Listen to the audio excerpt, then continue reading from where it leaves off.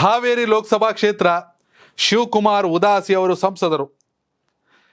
ಶಿವಕುಮಾರ್ ಉದಾಸಿ ಅವರು ಈ ಬಾರಿ ಚುನಾವಣೆಗೆ ನಿಂತ್ಕೊಳ್ಳಲ್ಲ ಅಂತ ಹೇಳವ್ರೆ. ಹಾಗಾದ್ರೆ ಕಳೆದ 3 ಚುನಾವಣೆಯಲ್ಲಿ ಗೆದ್ದಂತಹ ಬಿಜೆಪಿಗೆ ಈ ಬಾರಿ ವಿಜಯ ಪತಾಕೆಯನ್ನು ಹಾರಿಸುವಂತ ಖಲಿ ಯಾರು? ಹಾವೇರಿ ಲೋಕಸಭಾ ಕ್ಷೇತ್ರದಲ್ಲಿ ಬಿಜೆಪಿಯ ಹುರಿಯಾಳು ಯಾರು? ಕಮಲವನ್ನು ಅರಳಿಸುವ ಖಲಿ ಯಾರು? ಚರ್ಚೆ ನಡೀತಾ ಇದೆ. ಈಶ್ವರಪ್ಪನವರ ಪುತ್ರ ಕಾಂತೇಶ್ ಅವರ ಹೆಸರು ಮುಂಚೂಣಿಯಲ್ಲಿ ಇದೆ.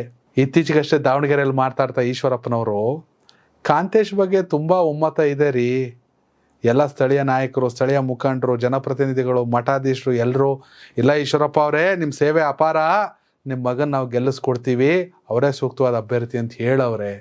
ಕಾಂತೇಶು ಫೀಲ್ಡಲ್ಲಿ ಇದ್ದಾರೆ ಅಂತ ಹೇಳಿದ್ರು. ಎಸ್, ಇಲ್ಲ ಅಂತೇನಲ್ಲ, ಆದರೆ ಹೈಕಮಾಂಡ್ ತೀರ್ಮಾನ ಮಾಡಬೇಕು. ಇತ್ತೀಚೆಗೆ ದಾವಣಗೆರೆಯಲ್ಲಿ ಮಾತನಾಡಿದಂಥ ಈಶ್ವರಪ್ಪ ಅವರಿಗೆ ಒಂದು ಪ್ರತಿ ಸವಾಲು ಎದುರಾಯಿತು. ಕಾಂತೇಶ್ ಅವರ ಅಥವಾ ಬೊಮ್ಮಾಯಿ ಅವರ ಪುತ್ರ ಭರತ್ ಬೊಮ್ಮಾಯಿ ಅವರ ಹೆಸರು ಕೂಡ ಕೇಳಿ ಬರ್ತಾ ಇದೆ ಅಂತ. ಈಶ್ವರಪ್ಪ ಅವ್ರಿಗೆ ಹಂಗೆಲ್ಲ ಇಲ್ಲ ರೀ, ನನ್ನ ಮಗ ಫೀಲ್ಡಲ್ಲಿದ್ದಾನೆ ಅಂತ ಹೇಳೋಕ್ಕಾಗಲ್ಲ. ಈಶ್ವರಪ್ಪ ಅವರು ಕೊಟ್ಟ ಉತ್ತರ, ಇರಲಿ, ಯಾರ ಹೆಸರು ಇರುತ್ತೋ ಬಿಜೆಪಿಯಿಂದ ಯಾರಿದ್ರು ನಾವು ಗೆಲ್ಲಿಸ್ತೀವಿ. ಎಸ್ ವೀಕ್ಷಕರೇ, ಹಾವೇರಿ ಲೋಕಸಭಾ ಕ್ಷೇತ್ರದಲ್ಲಿ ಜಗದೀಶ್ ಶೆಟ್ಟರ್ ಹೆಸರು ಕೇಳಬರ್ತದೆ, ಕಾಂತೇಶ್ ಅವರ ಹೆಸರು ಕೇಳಬರುತ್ತೆ. ಇದೀಗ ಭರತ್ ಬೊಮ್ಮಾಯಿ ಅವರ ಹೆಸರ ಸೇರ್ಪಡೆ ಆಗಿದೆ. ಇದು ರಾಜಕೀಯ ಹಿನ್ನೆಲೆ. ಇದ್ರ ಹೊರತಾಗಿ ಸಂಘ ಪರಿವಾರಕ್ಕಾಗಿ, ಬಿಜೆಪಿಗಾಗಿ ಸಾಕಷ್ಟು ವರ್ಷಗಳಿಂದ ಕೆಲಸ ಮಾಡಿದಂಥ ಕಾರ್ಯಕರ್ತರು ಅವರೇ. ಅವ್ರಿಗೂ ಟಿಕೆಟ್ ಕೊಡ್ಬೇಕನ್ನೋ ಚರ್ಚೆಗಳು ನಡೀತಾ ಇದೆ. ಶರಣು ಅಂಗಡಿಯವರು ವಕೀಲರಾಗಿದ್ದರೂ ಕೂಡ ರಾಜಕೀಯವಾಗಿ ಸಾಕಷ್ಟು ಕೆಲಸಗಳನ್ನ ಮಾಡಿದ್ದಾರೆ. ಶರಣು ಅಂಗಡಿಯವರು ಕೂಡ ಅದಾಗಲೇ ಹೈಕಮಾಂಡ್ನ ಭೇಟಿಯನ್ನು ಕೂಡ ಮಾಡಿ ಬಂದಿದ್ದಾರೆ. ಅವ್ರ ಮಗಂಗೆ ಕೊಡಲಿಲ್ಲ, ಇವ್ರ ಮಗಂಗೆ ಕೊಡಲಿಲ್ಲ, ಅವ್ರು ಬರ್ತಾರಂತೆ ಶೆಟ್ರು, BC ಪಾಟೀಲ್ ಅವ್ರು ಬೇರೆಯವ್ರಿಗೆ ಯಾಕೆ ಕೊಡ್ತಾರೆ, ನಮಗೆ ಕೊಡಿ ಅಂತಾರಂತೆ. ಇವೆಲ್ಲ ಗೊಂದಲಗಳ ನಡುವೆ ಬಿಜೆಪಿಯಲ್ಲಿ ಹೊಸ ಮುಖ ಅಂತ ಶರಣು ಅಂಗಡಿ ಎಮರ್ಜ್ ಆಗ್ತಾ ಇದ್ದಾರೆ. ಆಗಲೇ ಫೀಲ್ಡಲ್ಲಿ ಇದ್ದಾರೆ ಅವರು, ನನಗೆ ಸಿಗಲಿ ಅಂತ ಲೆಕ್ಕಾಚಾರ.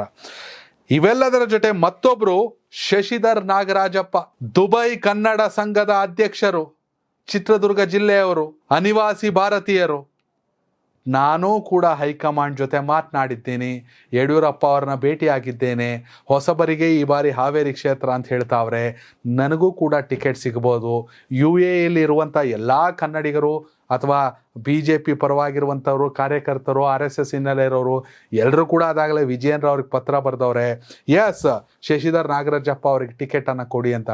ಆಗಲೇ ಎಲ್ಲರ ಜೊತೆ ನಾನು ಭೇಟಿಯನ್ನು ಮಾಡಿದ್ದೇನೆ ಅಂತ ಶಶಿಧರ್ ನಾಗರಾಜಪ್ಪ ಅವ್ರು ಕೂಡ ಮುಂದೆ ಬಂದವ್ರೆ. ಒಂದು ಕಡೆ ಈಶ್ವರಪ್ಪ ಅವ್ರ ಮಗ, ಬೊಮ್ಮಾಯಿ ಅವ್ರ ಮಗ, ಶೆಟ್ರು, BC ಪಾಟೀಲ್ ಅವರು, ಇವೆಲ್ಲ ರಾಜಕೀಯ ಜಂಜಾಟಗಳ ಸೈಡ್ಗೆ ಇಡ್ತೀವಿ ಅಂದರೆ ಒಂದು ಕಡೆ ಶರಣು ಅಂಗಡಿಯವರು, ಮತ್ತೊಂದು ಕಡೆ ಶಶಿಧರ್ ನಾಗರಾಜಪ್ಪ ಅವರು. ಇವರ ಹೆಸರುಗಳು ತುಂಬಾ ಮುಂಚೂಣಿಯಲ್ಲಿ ಕೇಳಿ ಬರ್ತಾ ಇದೆ ಚುನಾವಣೆ ಹತ್ತಿರದಲ್ಲಿ. ಯಾವಾಗ ಏನು ಬೇಕಾದ್ರೆ ಆಗ್ಬಿಡ್ಬೋದು ರೀ, ಏನು ಬೇಕಾದ್ರೆ ಆಗ್ಬಿಡೋದು. ಜಗದೀಶ್ ಶೆಟ್ಟರ್ ಕಾಂಗ್ರೆಸ್ಗೆ ಹೋಗ್ತಾರೆ ಅಂತ ಗೊತ್ತಿರಲಿಲ್ಲ, BJPಗೆ ವಾಪಸ್ ಬರ್ತಾರೆ ಅಂತ ಗೊತ್ತಿರಲಿಲ್ಲ. ಅನಂತ್ ಕುಮಾರ್ ಅವ್ರು ತೀರ್ಕೊಂಡ ಮೇಲೆ ತೇಜಸ್ವಿ ಸೂರ್ಯಗೆ ಟಿಕೆಟ್ ಕೊಡ್ತಾರೆ ಅಂತಲೂ ಯಾರು ಅನ್ಕೊಂಡಿರಲಿಲ್ಲ. ಪಾಪ ಅವ್ರ ಪತ್ನಿ ತೇಜಸ್ವಿನಿ ಅನಂತ್ ಕುಮಾರ್ ಅವರು ಕೂಡ ತುಂಬಾ ಆ್ಯಕ್ಟಿವ್ ಆಗಿದ್ದವರು, ಅದಮ್ಯ ಚೇತನ, ಆ ಟ್ರಸ್ಟು, ಇದು ಅಂತ ಸಮಾಜ ಸೇವೆ ನಿರತರಾದವರು. ಯಾರಿಗೆ ಬೇಕಾದ್ರೆ ಏನು ಬೇಕಾದ್ರೆ ಆಗ್ಬೋದು. ಹೀಗಾಗಿ ಒಂದು ಕಡೆ ಶರಣು ಅಂಗಡಿಯವರು, ಮತ್ತೊಂದು ಕಡೆ ದುಬೈ ಕನ್ನಡ ಸಂಘದ ಅಧ್ಯಕ್ಷರು, ಹಾಗೆ ಸ್ಥಳೀಯರು, ಚಿತ್ರದುರ್ಗಕ್ಕೆ ಸೇರಿದವರು ಶಶಿಧರ್ ನಾಗರಾಜಪ್ಪ ಅವರ ಹೆಸರು ಕೂಡ ಕೇಳಬರ್ತಾ ಇದೆ. ವೀಕ್ಷಕರೇ, ನಿಮ್ಮ ಪ್ರಕಾರ ಹಾವೇರಿ ಲೋಕಸಭಾ ಕ್ಷೇತ್ರದ ಮತದಾರ ನೀವು, ನಿಮ್ಮ ಸಂಸದರು ಯಾರಾಗಬೇಕನ್ನೋದು ಕಾಮೆಂಟ್ ಮಾಡಿ. ಹಾಗೆ ಮುಂಬರುವ ಲೋಕಸಭಾ ಚುನಾವಣೆಯಲ್ಲಿ ಕರ್ನಾಟಕದ 28 ಕ್ಷೇತ್ರಗಳಲ್ಲಿ ಯಾವ ಪಕ್ಷಕ್ಕೆ ಎಷ್ಟು ಸ್ಥಾನ ತಿಳಿಸಿ. ಧನ್ಯವಾದಗಳು.